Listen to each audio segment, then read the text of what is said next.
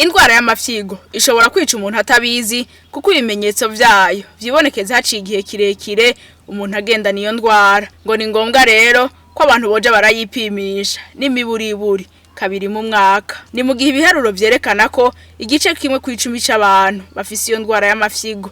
Ivyo biharuro nyene bikabandanya vyerekana ko hamwe atagikozwe gushika mu mwaka wa 2030 abantu barenga ibice 70% kw'isi bazoba bafise indwara y'amafyigo. Hakaba hari mu vyigwa vyatanzwe n'abaganga batandukanye banonosoye ibijanye no kuvura amafyigo mu gihe hariko hahimbazwa umunsi mpuzamakungu wahariwe ifyigo. Ku bwa muganga Joseph Nyandu yanonosoye kuvura indwara z'amafyigo amenyesha ko ataragaseseshwa rumuri indwara y'amafyigo mu Burundi hari akagira ko ahanura abantu ico bokora kugira ngo bikingire iyo ndwara. Mu Burundi hariho abagwayi b'amafyigo. Ikibitwereka nuko ari abaganga bakurikirana, hanyuma hakaba hariho n'amavuriro ariko arimo amaservice afasha kuvura abo bagwayi mu gihe izo ndwara zabo zamaze kugangura. Mugabo hejuru y'ivyo naho atacigwa ku rwego rw'igihugu kirakogwa, ari ivyigwa vyakozwe hajya muri hôpital Roi Khaled vyerekanye yuko hafi ibice 15 kwijana vy'abantu bakorewe kuri ico cigwa basanze bagwaye indwara y'amafyigo batabizi.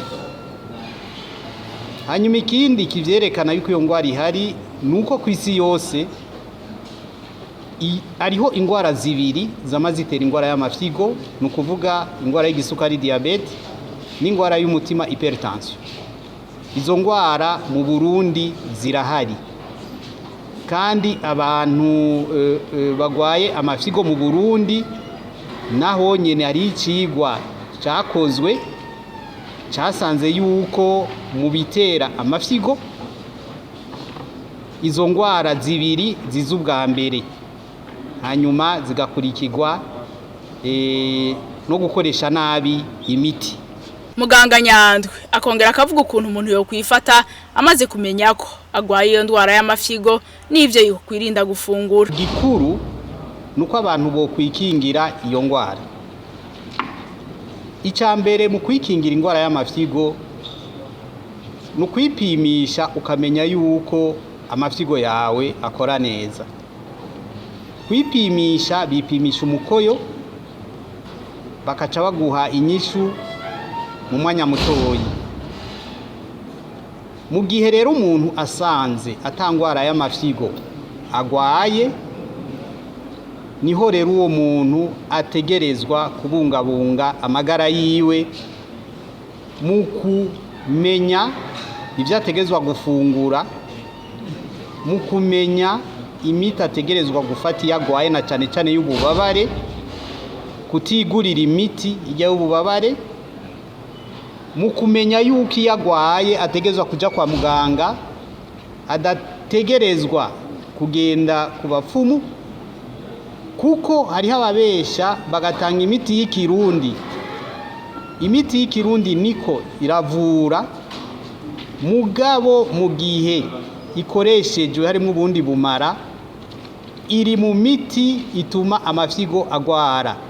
Ivyo twama tubibona abantu baza kutuyitura amafyigo atagikora bijanye nuko banyoye iyo miti. Hanyuma umuntu ategerezwa kugira amagara meza. Amagara meza akirinda kurya ibisosa n'umunyu mwinshi kugira ngo ntagwara indwara z'igisukari n'indwara z'umutima, akirinda ko ibiro biduga ku murindi udasanzwe. Aho rero ategerezwa kugira ico no kwita sport nk'umwimenyerezo. Abahinga baduhanura yuko umuntu wese yokwamagira sport iminota 30 ku munsi, imisi 5 mu ndwi, ajya ku mugoroba yahejeje akazi. Hanyuma rero ibiro vyiwe akaguma bipima akaraba yuko ibiro afise bijanye n'ukungena areha. Ivyo rero umuntu abikoze ni ibintu vyomufasha cyane kwirinda ingwara y'igisukari n'ingwara y'umutima, ari byo vya mbere bitera ingwara y'amafyigo. Hanyuma ikindi abantu bo kwirinda nuko ku bantu bamaze kugwara nabo nyene tubahanura yuko bagwaye amafyigo yatewe n'izo ngwara y'umutima canke ingwara y'igisukari, bategezwa kugira muganga bakurikirana kugira ngo ibipimo vyabo bigume bimeze neza, kuko iyo bipimo biguma biduga bica bituma n'amafyigo yononekara n'ingoga, kuko iyo amafyigo yononekaye n'ingoga umuntu mu kumuvura bica bisaba burya buhinga bwa dialyse canke kumutera irindi fyigo.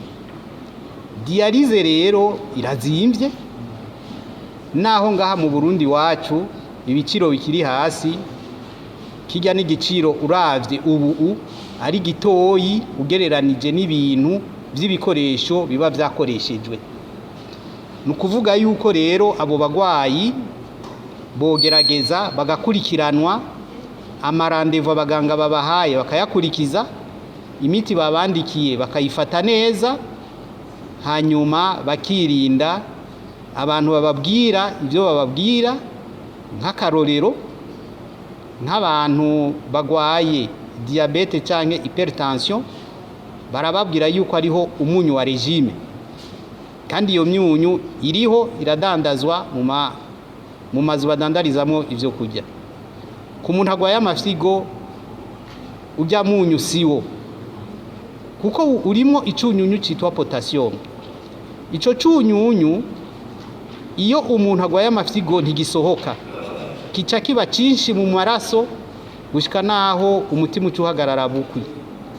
Ibi rero bica bijana n'impanuro mba abo bantu bagwaye amafyigo ijanye n'ivyo bategezwa gufungura. Aha mu Burundi turafise ivyo twama dufungura imisi yose, nukwirinda ivyo bifungurwa birimwo iyo potassium. Igifungurwa ca mbere dufise kirimo potassium nyinshi n'umuhwi. Umuntu ari muri dialyse arashobora kurya umuhwi akacaja muri dialyse, kuko ucukuramo potassium irenzeko. Ibisigaye nk'imboga zirimo potassium arashobora kuziteka, amazi ya mbere akayasesa abasheshe potassium nyinshi akabandanya ateka. Ihagira umuntu rero azokwicwa n'inzara, hariho ibifungurwa ashobora gufungura, namenye yuko ategerezwa kurya bike bike, mugabo ntapfe n'intuntu y'ikintu ashobora kurya, akacagira umuruho w'ingwara yiwe y'amafyigo n'umuruho wo mu mutwe wo kwifuza ikintu kandi akibona ngaho, mugabo kubera bambariye ntagifungure ugasanga ni ingorane bimuteye. Nuko rero izo nizo mpanuro noshobora guha abantu bataragwara amafyigo kugira bikingire, n'abagwaye amafyigo kugira ngo ntibabandanye bonona amafyigo yabo. Ingorane zibonekeza nyamukuru rero ngo n'ubukene bw'amavuriro avura iyo ndwara, kuko nayahari ari mu gisagara ca Bujumbura gusa. Abaganga bavura ingwara z'amafyigo urugero bariko mu Burundi ni ibintu byiza cyane, kuko ntaho bingana no mu myaka iheze. Ubu abaganga bariho bahejeje amashuri ni 6.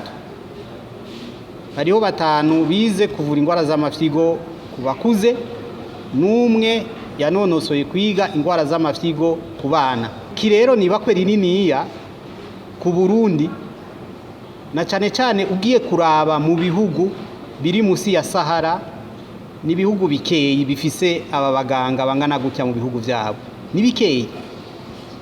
Mugabo rero ingorane ihari nuko abo baganga bose bari mu gisagara ca Bujumbura. Abagwayi nabo b'abarundi bari ku butaka bwose bw'igihugu. Ico ni kibazo, kuko n'amasantre ya dialyse muca musanga ari ngaha nyene i Bujumbura. Umuntu rero agwaye amafyigo akeneye dialyse ari mu Cankuzo, ari Makamba, ari mu Kirundi, Muyinga, biramugora cyane kuko umuntu agiye kuraba ikiguzi cyo kwivuza si umuti gusa, si ibipimo, si consultation, najya amahera atanga yo kwiyunguruza nayo yafunguye, ariko aragenda kwivuza ajya mu kiguzi cyo kwivuza. Nico gituma byoba byiza leta n'abandi bayifasha bogerageza amasantere de dialyse akaja mu bindi bitaro byo mu ntara, mugabo ivyo byose bikategezwa kujana nuko hariho abarundi bariko baranonosora kuvura izo ngwara, kandi ndizeye ko mu minsi iza ntibazoba bakiri batandatu gusa, bazoba ari benshi. Umunsi mpuzamakungu wahariwe ifyigo ukaba wamuhimbazwa ku igenekerezo rya 14 Ntwarante uko umwaka utashe.